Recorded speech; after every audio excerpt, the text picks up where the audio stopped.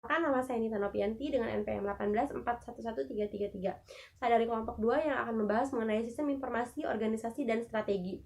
Yang pertama saya akan menjelaskan mengenai organisasi dan sistem informasi. Sistem informasi dan organisasi saling mempengaruhi satu sama lain. Sistem informasi dibangun oleh para manajer untuk memenuhi kepentingan perusahaan bisnis. Lalu yang kedua, apa sih sebenarnya organisasi itu? Organisasi merupakan badan hukum formal dengan peraturan dan prosedur internal yang harus memenuhi undang-undang. Yang ketiga ada fitur organisasi. Organisasi mengatur spesialis dan hierarki kewenangan di mana setiap orang bertanggung jawab kepada seseorang dan otoritas terbatas pada tindakan spesialis diatur oleh peraturan atau prosedur abstrak. Selanjutnya yang slide 2 menjelaskan mengenai rutinitas dan proses bisnis. Rutinitas disebut prosedur operasi standar peraturan, prosedur dan praktik yang tepat yang telah dikembangkan untuk mengatasi hampir semua situasi yang diharapkan. Lalu ada politik organisasi. Orang-orang dalam organisasi menempati posisi yang berbeda dengan spesialis perhatian dan perspektif yang berbeda. Lalu ada budaya organisasi. Budaya organisasi mencakup seperangkat asumsi tentang produk apa yang dihasilkan, bagaimana seharusnya menghasilkan, di mana dan untuk siapa. Selanjutnya saya akan menjelaskan mengenai lingkungan organisasi. Organisasi berada di lingkungan tempat mereka menarik sumber daya dan memasok barang dan jasa.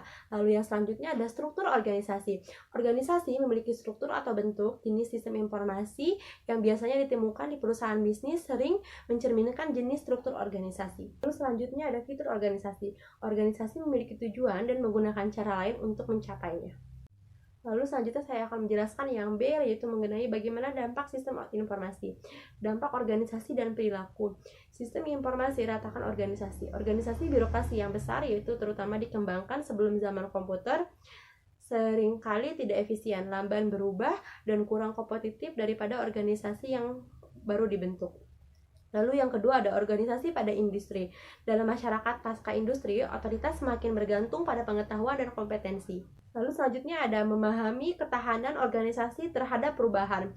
Sistem informasi dapat mempengaruhi siapa yang melakukan apa kepada siapa, kapan, di mana, dan bagaimana dalam sebuah organisasi.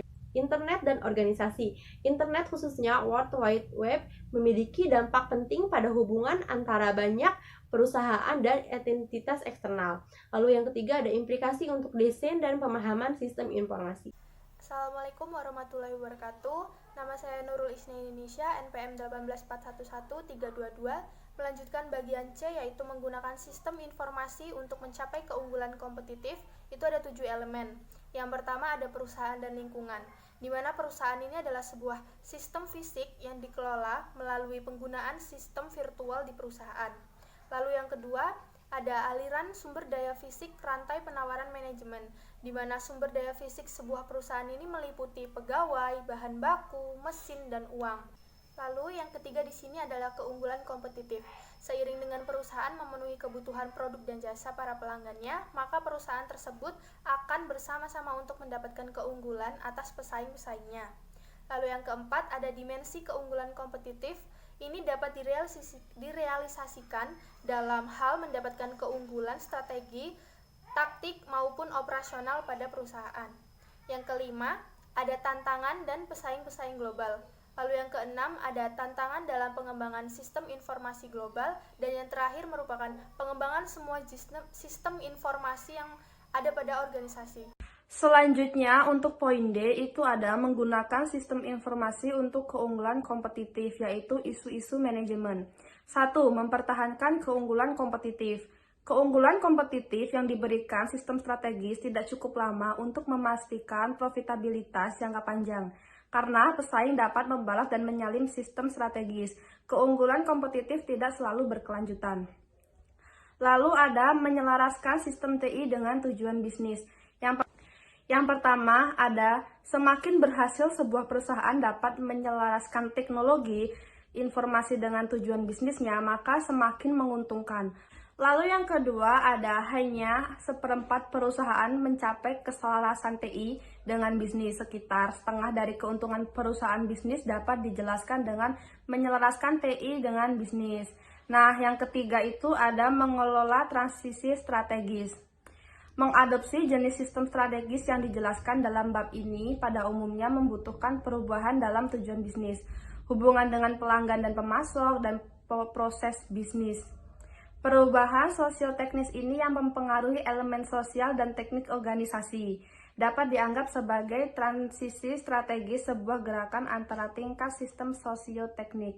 Lalu untuk kesimpulannya adalah definisi organisasi teknis memberitahu kita bagaimana ribuan perusahaan di pasar yang kompetitif menggabungkan modal, tenaga kerja, dan teknologi informasi.